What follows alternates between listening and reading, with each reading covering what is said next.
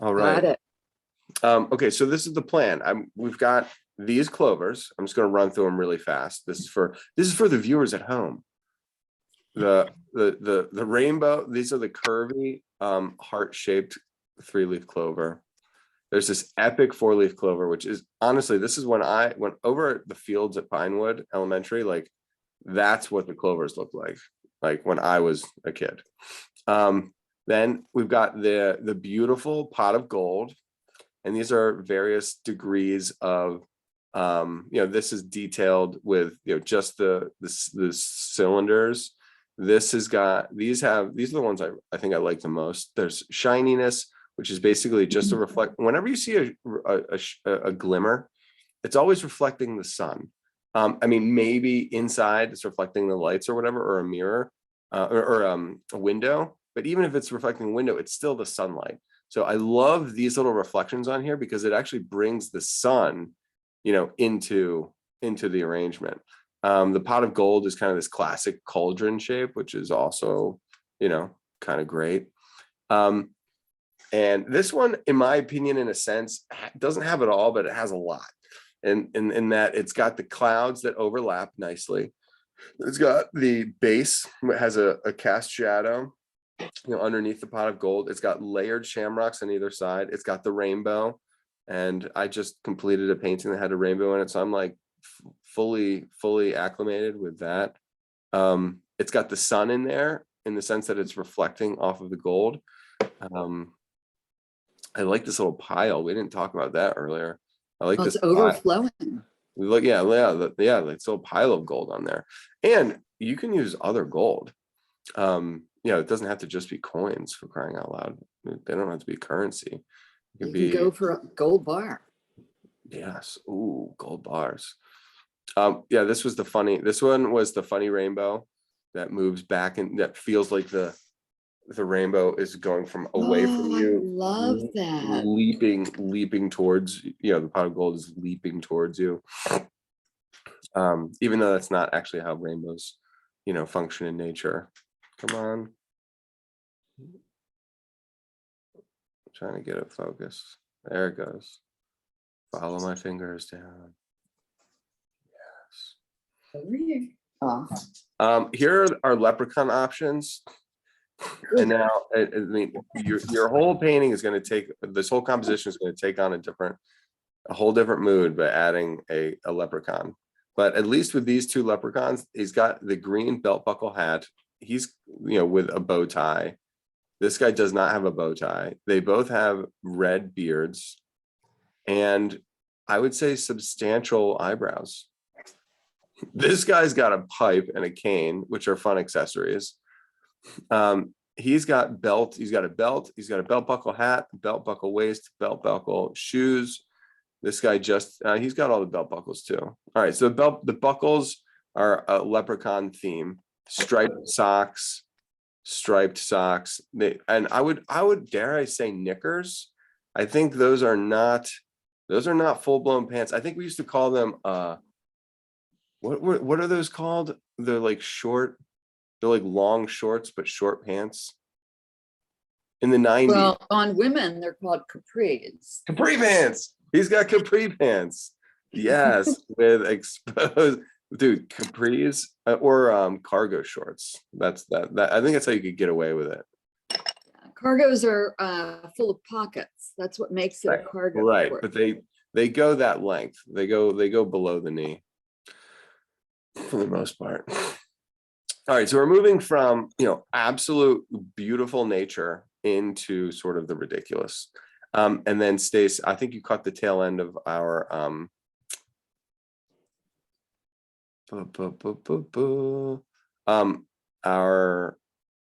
high cross or Gaelic cross. Yes, I did. I actually saw a good deal of that.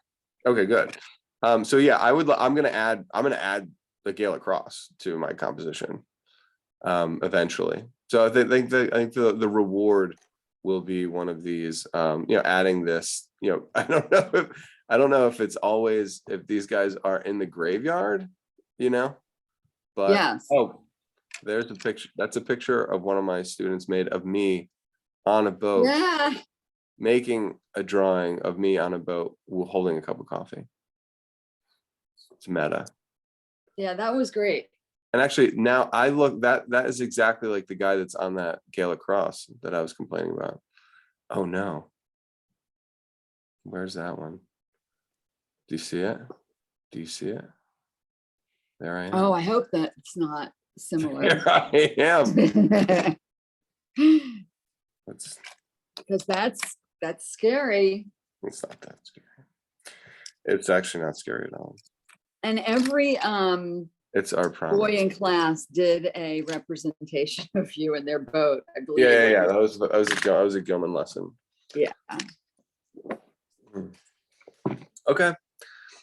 So I think we're ready.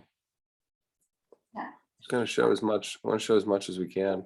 All right. So we have. I'm looking at the ones that we like. It's interesting because there's not that many that are not cropped. So if you just assess all of these, like 1, 2, 3, 4. I don't know how that's possible, but in this whole picture, there's only 4 that shamrocks that are not cropped. You know, so you argue that this one's cropped by the frame, and then this one here is cropped by the main one. Oh, look at that little fold right there. I like that. So let me ask you. I'm going to zoom in a little bit on these 3 since there's only 4 that are not overlapped. We've got 1, 2, 3 out of the 4, and I think it's going to be close enough. I'm going to try and draw off the screen, and then we'll see where this goes. It could be just a regular sketch, or or we can just be like a St. Patrick's Day page. Maybe we have to draw something. So let's do this thing. All right. So I'm going to start with a point, and I've been getting some complaints that my pen doesn't show up quite as well. My pencil isn't showing up, so I'm gonna have to darken it. So here's my center, and then there's a couple different strategies. Like I said, you can find the middle of the of each petal. I'm trying to assess the angle. So it's so interesting because there's like philosophies in teaching where you have a measuring, like you use your pencil and you actually like angle. You put your pencil on the object, which is what I'm doing here with the shamrock, and then you move it over to your drawing, and then you sight that angle. It's called sight sizing, and you can you can count like how many, you could like measure the length of this petal and see like how many lengths of that petal, 1, 2, until you get to the next one. It's like overly measuring. When you get in trouble, and there's something wrong with the drawing, it's good to measure. I like to freehand it, and freehanding is it's ultimately faster, and you ultimately freehand everything. Anyway, I just meant like when you're citing these angles, if it's the first set of marks, just make sure that this line here is parallel with that line there. The other key here is that each one of these lines, before we get into the notch, you kind of want these lines to be close to the same size. So I'm putting this little notch in here. I'm building like my basic anatomy of the shamrock. And again, the order with which you do this is all different. Like, what's so interesting is that now that I'm looking at this, the line for the center of the petal is like not as dark as like the gap in the space between. I'm just like skipping to a darker pencil. Like, look at this dark green. This is like where the petals are touching one another. And like, isn't that line almost more, it's like a bolder, it's a darker color. So the line that I'm putting in here is basically the edge of the side of the petal, but it's also where the 2 petals are in contact with one another. So it's so weird. I mean, what I have now looks sort of like a snowflake. And the drawings look so weird when they when they're in this like early developmental phase. Okay, so I think I'm going to try and get one petal working. And this is the fun part. This is going to be the curve. So I'm trying to nail down the turn of that petal of the shamrock. Dips in. Oh, wow. Okay. So yeah, of course I picked the hard one first. So you get one little arch and then it's kissing or it's resting on the other one. So there's this little bulge and then it's going to turn the corner here. So now I'm like, I have to put another shamrock next to this in order for it to make sense. I love it. I love it. Okay. So I got this line over here. This looks like it's being overlapped. Okay, so what do? I don't know. Like, so I could sometimes if it's hard to draw, you can rely on straight lines. So I'm using 1, 2, 3 straight lines coming back in, and then I can do comes up, and it seems like it's flat across here, then it angles down, and then it's gonna intersect with that second leaf. Ooh, shamrock petals. I really want you to be the right size. And this is these are you could argue that my center lines were construction lines, and then the outline is the contour line. So I'm following the contour line, and that is a lot of times you go to art school, and I know I say this all the time, you probably have heard it a million times, but they're like, don't draw the outline. Like in art school, they actually tell you to do it because they want you to draw internal structures and see things as like geometric forms. So you almost have to break the habit of drawing the outline, but as the number one go-to. But drawing the outline is like, I'd say almost like half of what a drawing is drawing the outlines of things. That's pretty. All right, so we've got some of these veins. By the way, I'm using this tricolor. I don't know if you can see this. It's so in the Czech Republic, it's a Kandahor. I got these on sale and they're in this color pencil. There's yellow, a light green, and a dark green. So it's a little bit random about what colors come out when.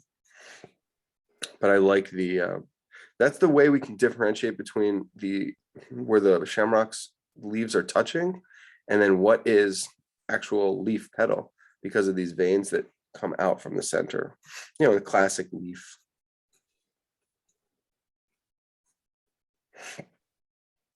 Whoa, cool. I just noticed this little guy underneath here. He's so cute.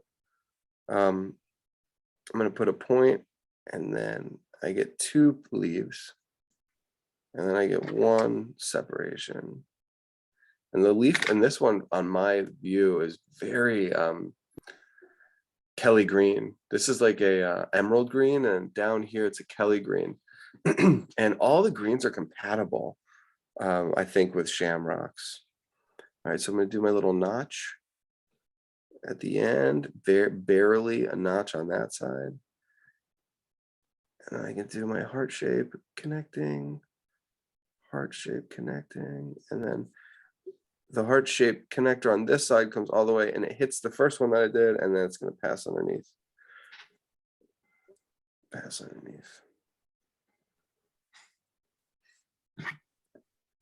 Something. And then I'm going to, even though I'm not really seeing them hardcore, I'm going to indicate my veins, because what I'm developing here is like, what is what makes up this species of shamrock. And when you study it, when you hit it super hard on the observational end and take it a little bit slow, which is what I'm doing now, once you've done it a couple times, you get to then you get to improvise. And you don't necessarily need to have the hardcore observation. All right, let's just do this. I'm gonna try this other one that's not overlapped, and then that one seems rounder too, which might lead us into the next type of shamrock. Okay, I'm gonna try and pick up the pace a little bit. So I've got my center. I'm gonna do an angled center of the heart this way. Center heart, center heart. This one seems to have a little bit of an overlap. I'm going to do my notch. The reason I like the notch is because it forces me to assess how long I made the middle.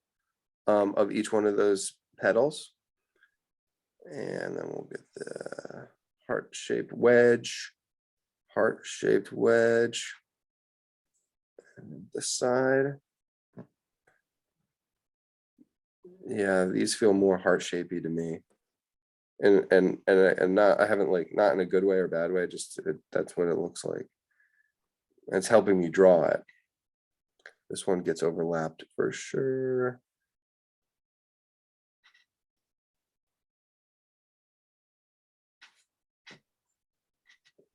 Now, the more elements that we get here, the more we have to take in consideration the next placement.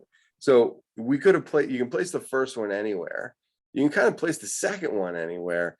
And then the third one, it starts to get interesting. Fourth one, really, because now if you look at my, even if you look up at my paper here, I mean, I have myself a rectangle based on the screen, and you all have a little bit more flexibility because you have like a larger plane. My drawing is framed out because of the nature of the class and because of the camera. So look at how I made these three coming down here. So now I need to like put another one where I think it looks good. And I'm seeing one that's housed down here. Does it echo the actual placement on the screen? It does. So maybe when I sense like, oh, I'm going to place it right here, am I sensing its placement because aesthetically I think that's where it looks good, or am I copying it and matching it to the reference? And the answer is like, I don't really know. It's probably a combination of both. And you don't necessarily have to know why something feels right or feels wrong. Like you can ultimately in the end, intellectualize it. But as an artist, you are free to decide whether you make that call based on geometry and mathematics and calculations, or whether you base it on, yeah, I think it looks good. Like that is like, those are two perfectly useful ways of solving artistic problems, and you can use them interchangeably, which is great.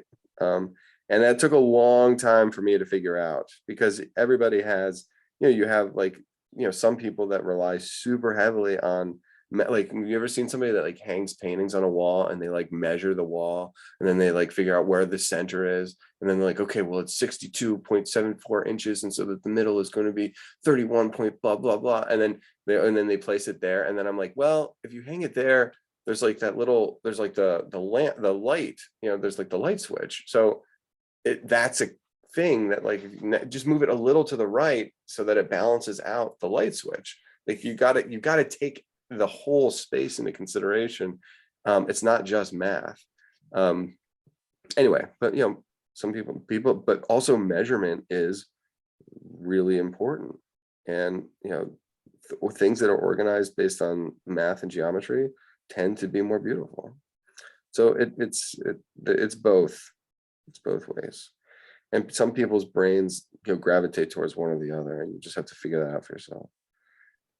I just want to, as a teacher, I'm saying that both are like essential, more than valid, just essential. I don't know. Do we dare put a little? I mean, I love taking risks. This is the best place to take a risk, by the way, because no one dies. There's a little raindrop. Put a little highlight in there. Oh, there you go.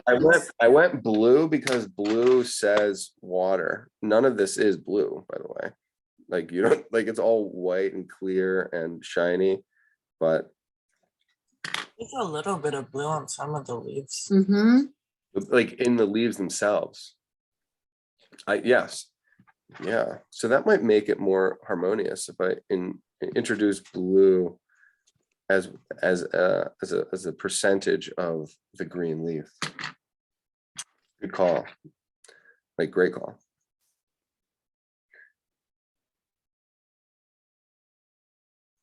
And I really haven't started coloring per se. I mean, I've been drawing lines with colors, but I haven't necessarily chosen to color. Ooh, that's interesting. Nor have I really considered background. backgrounds, you can just leave backgrounds blank.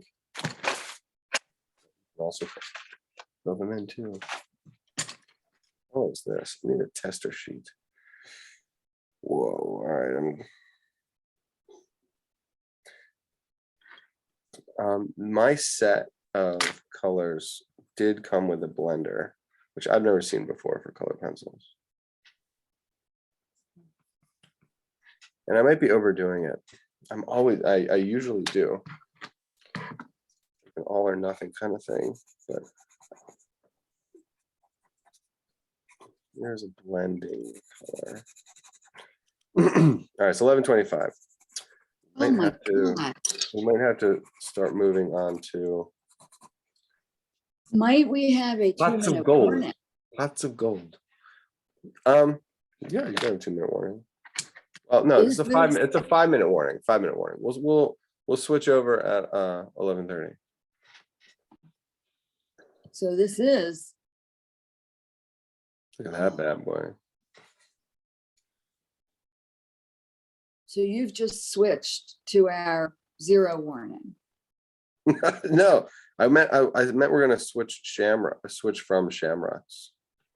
I'll go back, Stace. No. I took a picture. I'm good. I'm just like I love these shamrocks because they're like hearts the way that I make hearts.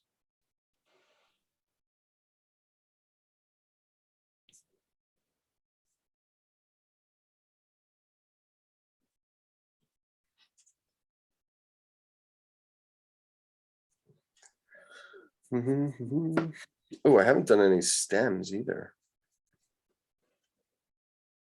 I don't see any, oh, I do see stems. Well, there's a stem in this one. Yes, And then yes. there's, but we're so above looking down at those. And then there's the 4-leaf clover. So annoying. All right, I'm going to draw this 4-leaf clover, but I'm going to make it in a different way. So I'm going to draw my circles, my masses first, and show how they're overlapping. Wow. Oh my gosh, I love this. There's the cross in the center. Oh, look at that. Yeah, it's a whole new solution. Yes, it is. I'm liking that. I'm really liking that. So that one is not overlapped. This one, the one next to it, is not overlapped on the left side, but is overlapped on the right. This one is overlapped on the right side, but not overlapped on the left. Ooh, but I'll make it go underneath that one. That's nice. And then this last one is overlapped by both. So you used construction lines and yeah, just use construction lines.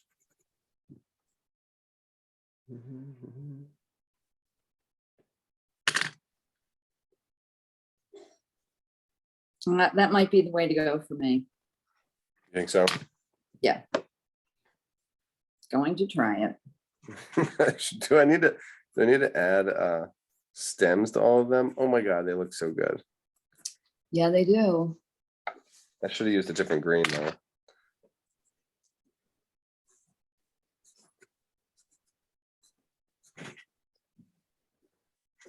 Did I forget about this one up here? I did. Okay, so here's my next, it's not a test, but now that we, hopefully we've got like a sense of these, now we can draw one on our own. Like once you have the formula. So I have this one that I got to do up here. So I'll do the center, I'll do this stem, spaced out, notch, circle shape.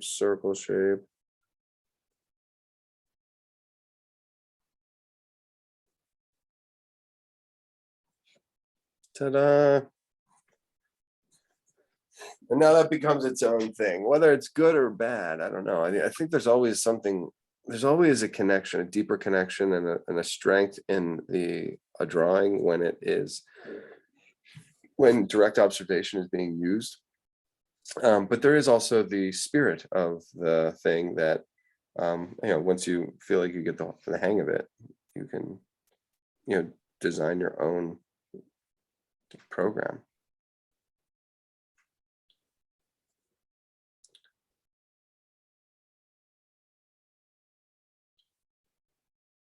Happy St. Patrick's Day, everyone.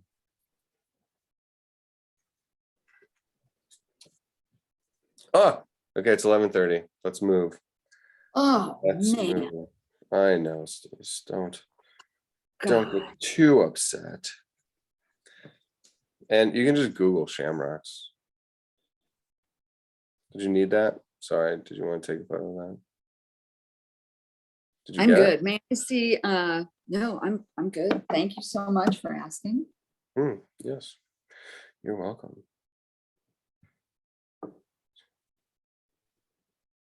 All right, I'm gonna slide this over. Am I running out of room? I am. I'm gonna move it on this side. We got more room over here. Okay. This was a funny back to the idea of different ways of starting. Ooh, I got yellow and gold.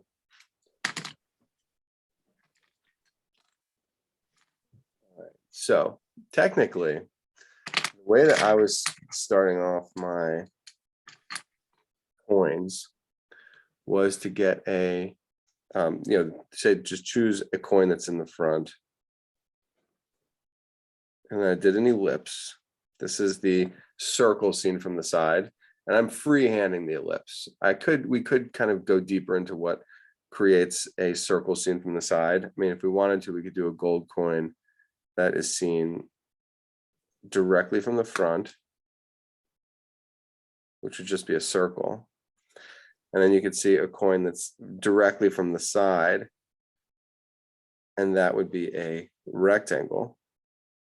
And then you see a coin that is seen from 3/4 view, which is both, you see part of the top and part of the side.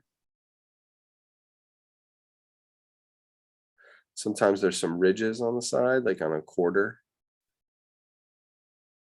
And then there's the inner rim, which is another thing that kind of says coin nicely.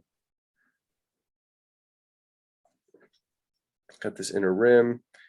There's the inner lip of that rim. So there's almost a three-dimensionality to that, where you see that on the back side, but you don't see that inner lip from the front side. Just like you see the side of the coin on the front, but you don't see the side of the coin on the back. I might make this have a little bit of dimension to it. That could have been a mistake. All right. And then I'll do the inner rim. So this seems to be the program of the way this artist drew the coin. And then you got to make it gold. So I've got kind of combinations of orange and yellow.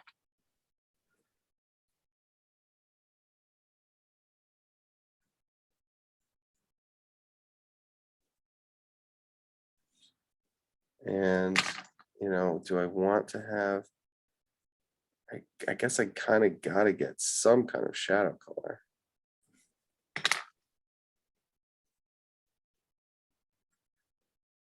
But this is going to be an experiment of yellows and an excuse to see what, there's like light yellow. Ooh, that's nice. And there's this slightly more orange. And then this is my other pencil that has orange and yellow in it together. It's like a combination of these three.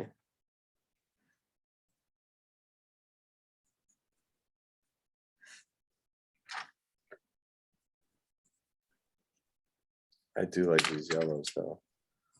Boom. Boom.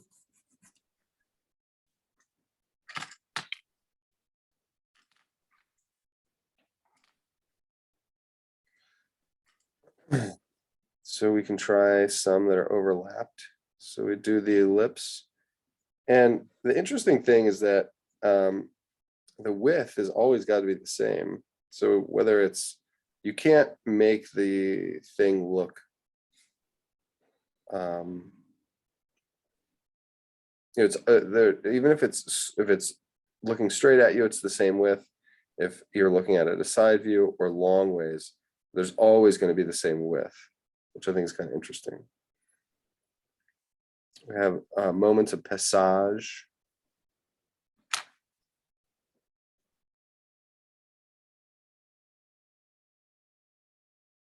So if you want these coins to look like they're from the same, the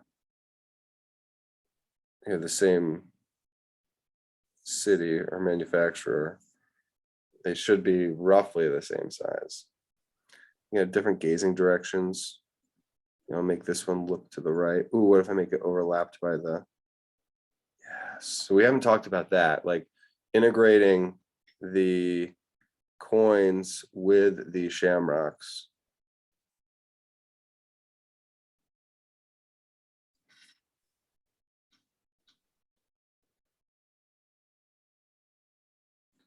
And we haven't talked about how to do the glimmer, the shine. I feel like it's really hard. I'm gonna try it though.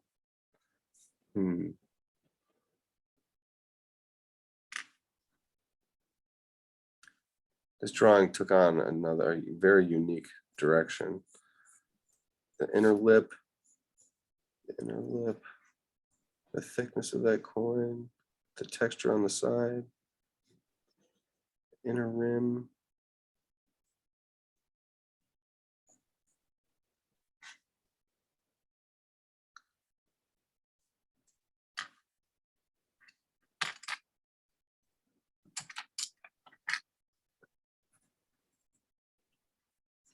Yeah, so like I said, the more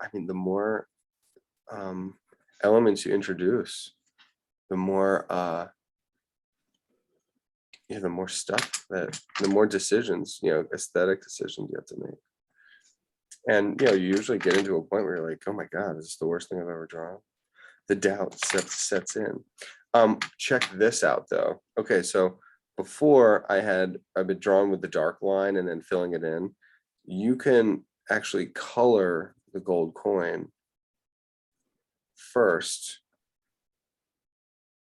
Color the gold coin.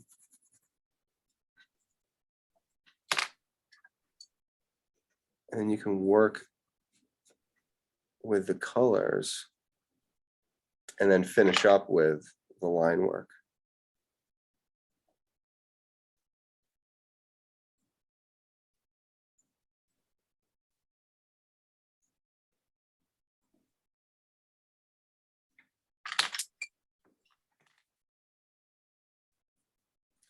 Yeah, I mean, I feel like I'm layering the coins even more. For better or for worse. Those pencils are really, really fabulous.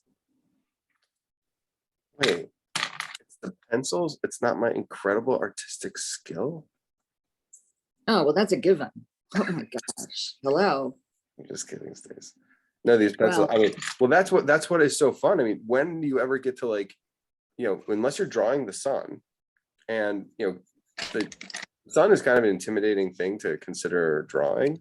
Not that gold isn't, but like this is just like honestly, the shamrocks should have been a greater exploration of the color green. Like you could just go crazy with green. And then like I'm going crazy with the gold colors, the oranges and the yellows, and seeing how and there's like a freedom in there because it's almost like you can't overdo it. Like it can't be too golden. Like it can't be too bright. right.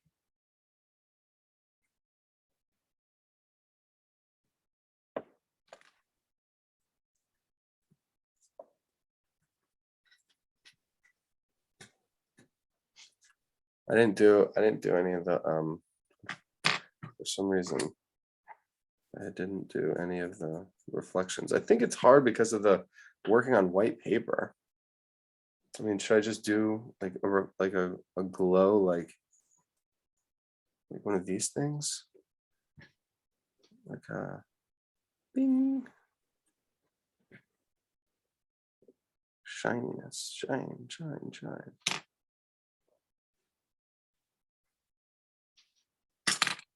But then that's going to be golden too, because it's the sun. That's not bad. It feels like it's I feel like little explosive movements. Like it feels like they're moving a little bit.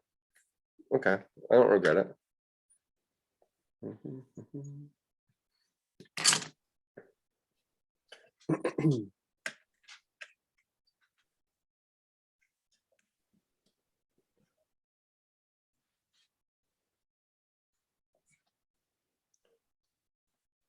All right.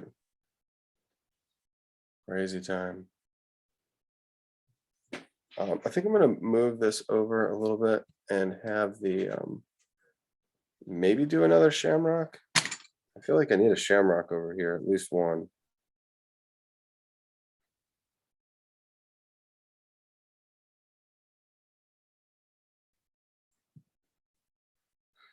Maybe a baby shamrock.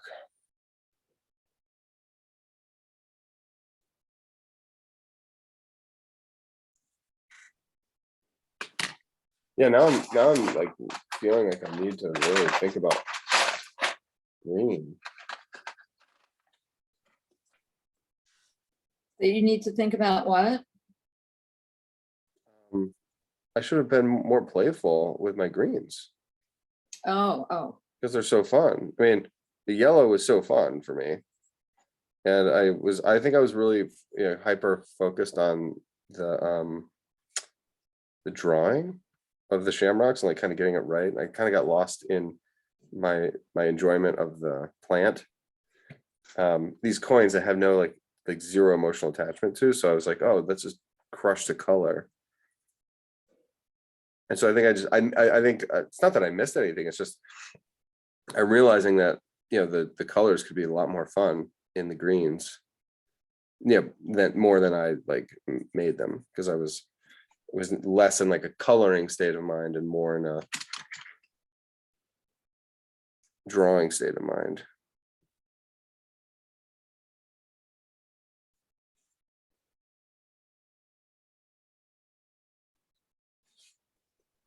Oh, cool.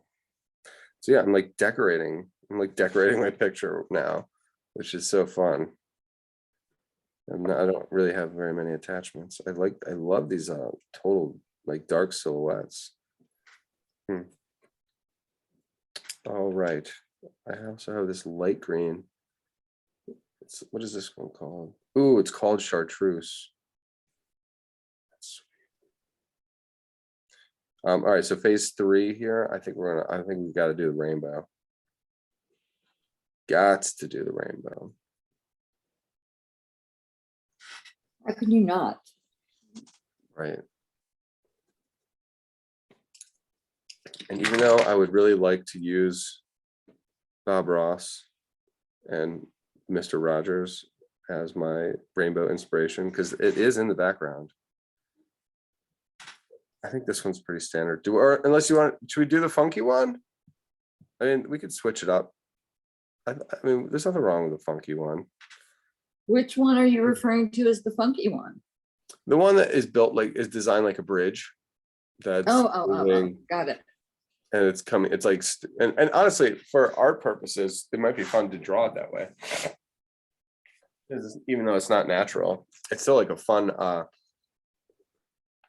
It feels like the handle, it's built like a bridge, or like the handle of a coffee mug. Coffee mug. Did someone say coffee? So what I would recommend for people to do, and the reason I recommend this is because I painted a rainbow like a week ago. Line up all your colors in a row, the ones that you want to use. And once you have all the colors set up, then you can't really lose. I know what you're getting. Look at the bold green. That's a nice green. What is that? Spring green. Yes, please. Is that the name of it? It's called spring green. Yeah, Oh, I know. I'll do maybe I'll do 2 of each. 2 blues, 2 greens, 2 yellows.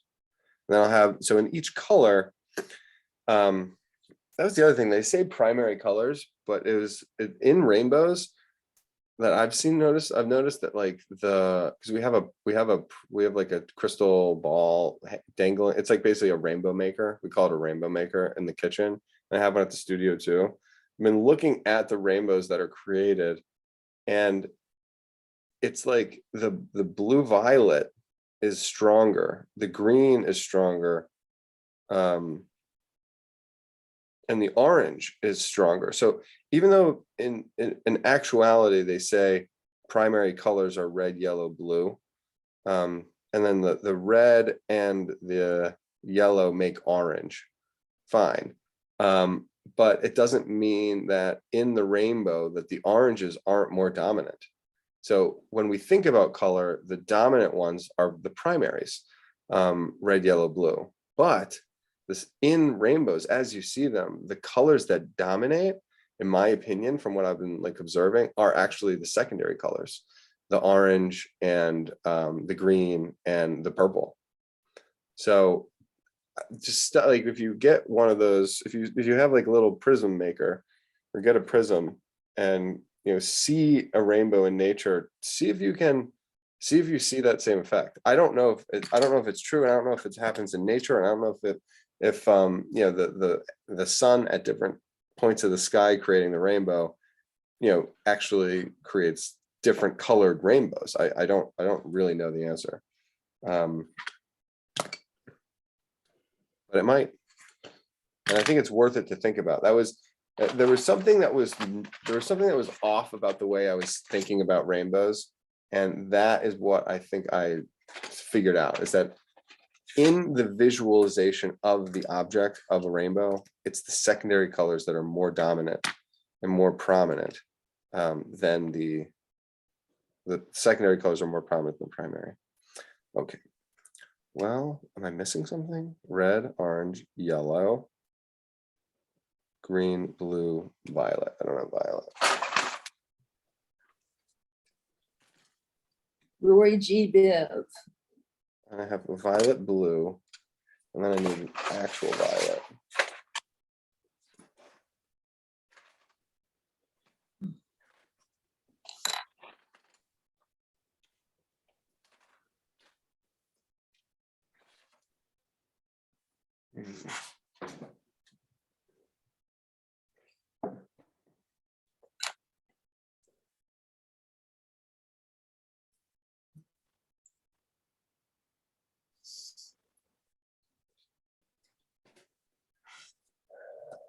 All right.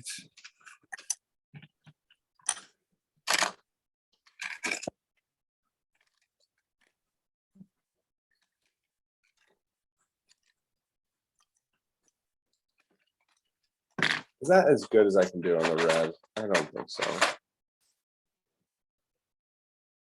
Permanent red. All right, let me mute myself. Sorry, I gotta.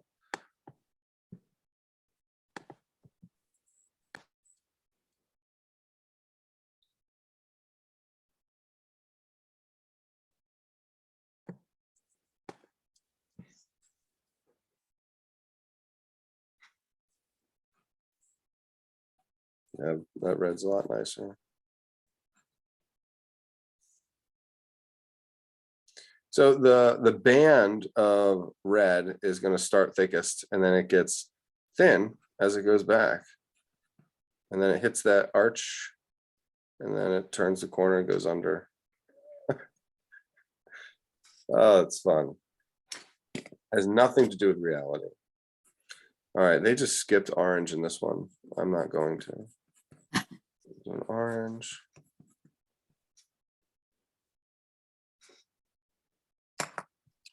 Red, orange.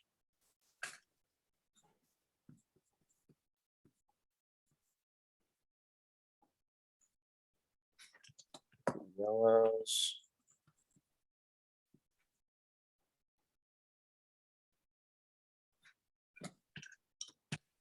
Yellow, green.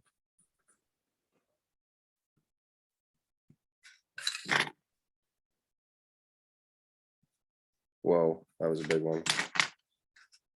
I'll do straight up green.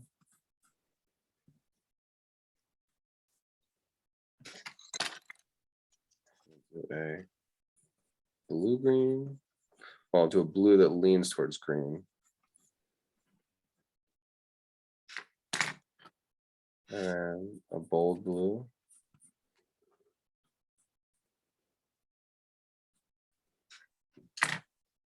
And a blue violet or indigo.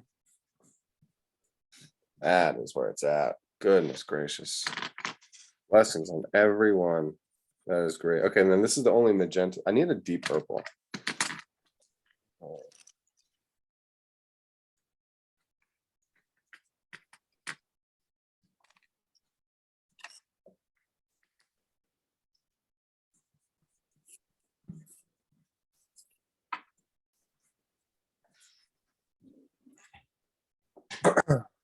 Wow.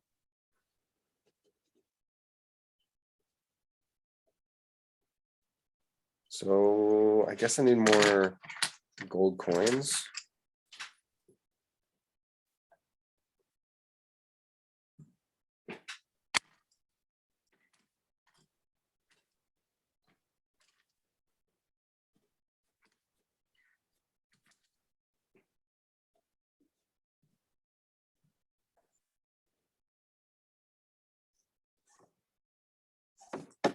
Oh, talk. It's okay. It's okay. Mhm. Okay. It's okay. What happened to Tuck Tuck? Stay. Okay. All right. Good boy.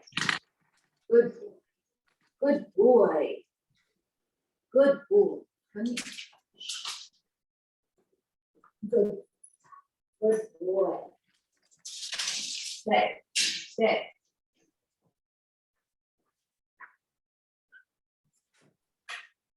Mhm.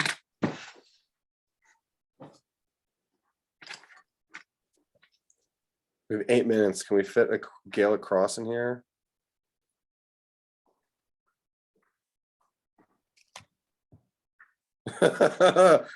Or should we do the leprechaun? I feel like we gotta do the cross.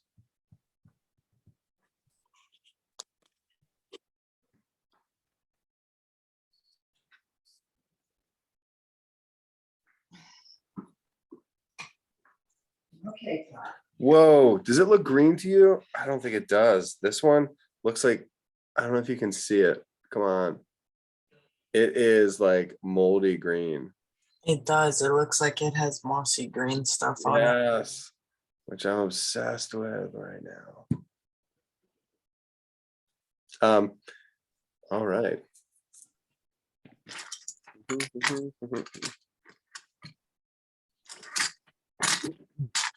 All right, so just on a short term, what this is going to look like is that you have to get a vertical column, and then you find the cross. And you could make it in perspective, meaning you can make this left side thinner and the right side thicker. So just ever so slightly, like this side that I'm drawing here is wider than this side. It'll make it look like it's going back in space. So there's my cross. And then this is where you can pop it into the third dimension, just like you would draw like that, like a cheesy block letter. And then you establish what you want your thickness to be and keep that kind of universal. We are below Oh yeah, nice. Okay, so then I'll make this base a little bit more trapezoidal because that's how I saw the other one, even though this one is kind of a vertical column. And I can add an extra base down here because they most often sit on pedestals of some like even like layers of pedestals.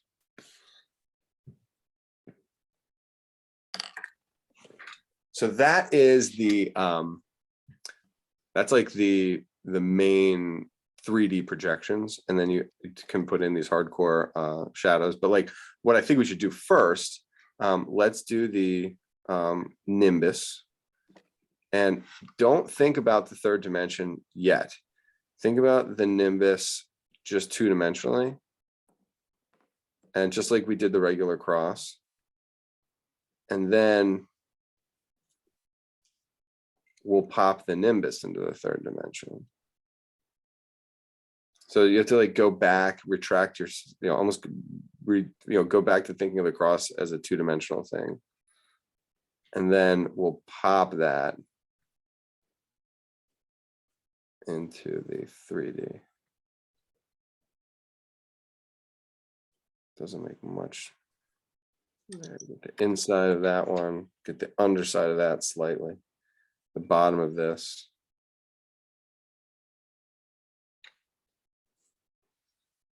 Cool.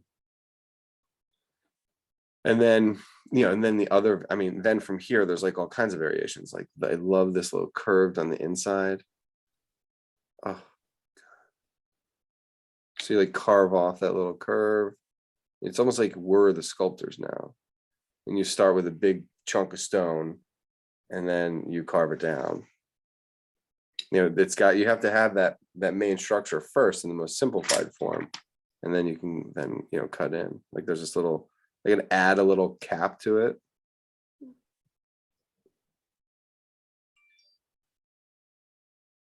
I saw one that had a prism cap. I'm going to add a prism cap. So the side view is a triangle. And the top view is this. Oh man, no. It dips way down. That's what, okay. Side view, top view. And here with like the couple minutes that we have, I mean, the rainbow is coming this way. I mean, I didn't draw the sun, but there's a big chunk, there's a big part of me that wants to draw like a sun over here, like peeking up behind. Anyway, even if I do if I go with the sun, and then we could actually add some clouds over here, which would be nice. Maybe even some cloud, maybe even the rainbows emerging out of some clouds. And then the clouds help set up a background for our cross. Anyway, the reason I like quickly went with that is that we are able to see a light side and a shadow side. Light side, shadow side. Shadow side on the inside, shadow side on the outside, shadow planes on the under, shadow on the under, shadow on the right. So then this is just like a basic coloring exercise, shading exercise, but it's also a coloring exercise.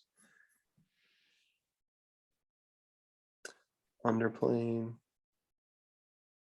underplane, inside plane. Ooh, nice. That's what I needed.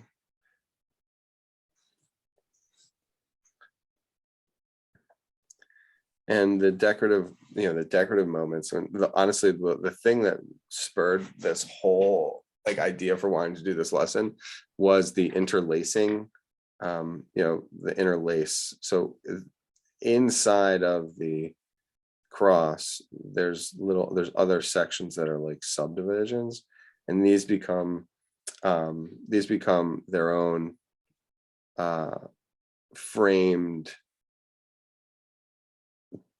design components. So so like you have this shape over here, and they're almost like separate. They can work with the rest of it, but they become their own separate decorative moments.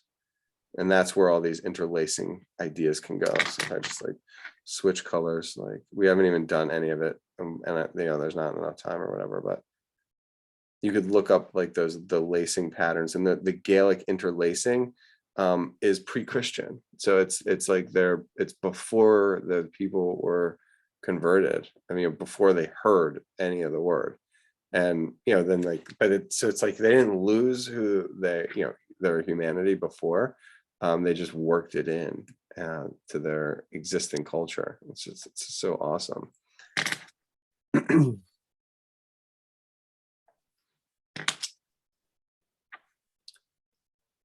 Yeah, I'd have to let me look at some. Oh, there's that one that was like the Trinity, the ones that had the 3 loops. I love, that's like one of my favorite ones. Yeah, there's 3 into the interlocking. It's like 1 arch, 2 arches, 3 arches, something like that. And you could detail, then you have to like figure out how they, one's over, the other's under. Like this circle, just the circle in dead center.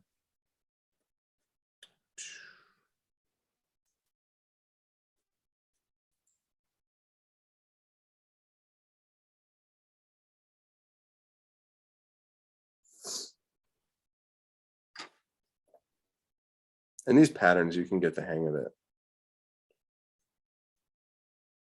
They almost become like second nature. There's the one that has the 6. It's like the flower of life is what it's known as. Let's see if I can figure that one out. It's set in a circle. And then it arches, arches, arches, and then you have 3 more. And it makes a hexagon, and then it goes, then it's like interwoven and it goes on forever. Anyway, those are just fun little, it's getting a little Christmassy over here with my green and the orange. Maybe I'll go back, I'll add that moss with the light green. Wow.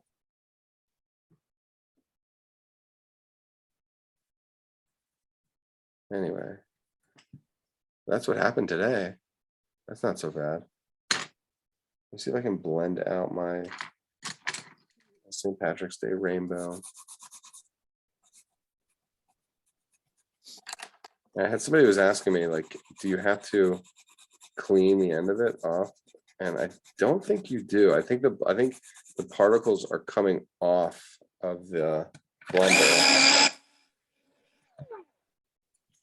So it's like because there's particle, the blender as it's blending is cleaning itself in a sense. There's nothing sticking to it. Do I don't think I'd want to mix the green over to the red. I mean, yeah, exactly. The green over to the red. But as long as they stay close. And what you're essentially doing is taking the waxy pigment, and because it's speckled over here, the nature of the paper is it has peaks and valleys. So if you want to have smooth, consistent color, you have to like basically work the pigment into those into the valleys. The peaks of the mountains is where the pigment attaches, and then it's the valleys that the pigment doesn't get down into. So what I'm doing with my blenders, I'm basically like crushing the pigment down into the paper. I'm smoothing out the paper like nothing else would attach to this. Yeah, not a chance, because the fibers are all smoothed out. It's like the Great Plains right now, and it's the texture of the paper that allows particles to attach to it. Be them charcoal or graphite or color pencil, whatever. That looks good though. I think it's definitely fun. I don't think I blended any of my coins. It's 12:04. Can we have a quick show? I'd love to see it. Oh my God.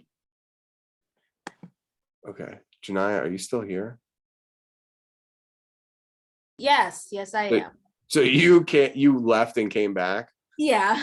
Okay, good. I haven't checked whether anybody was in the waiting room like in an hour or so. I was just imagining you being in the waiting room. All right, I'm gonna stop the share.